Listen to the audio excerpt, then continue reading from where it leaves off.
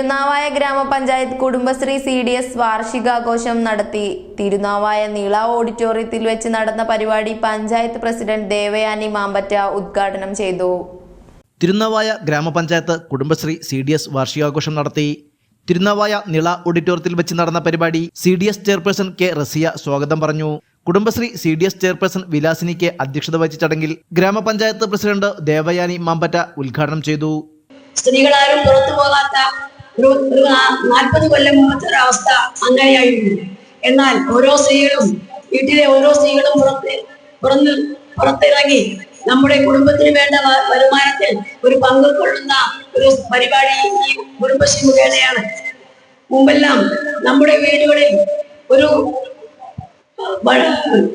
കടം കൊടുക്കണമെങ്കിൽ നമ്മുടെ തമിഴ്നാട്ടിൽ നിന്ന് വന്ന കുറച്ച് അണ്ണന്മാരുണ്ടായിരുന്നു. ജില്ലാ mission coordinator Suresh Kumar B. മുഖ്യാതിഥിയായി.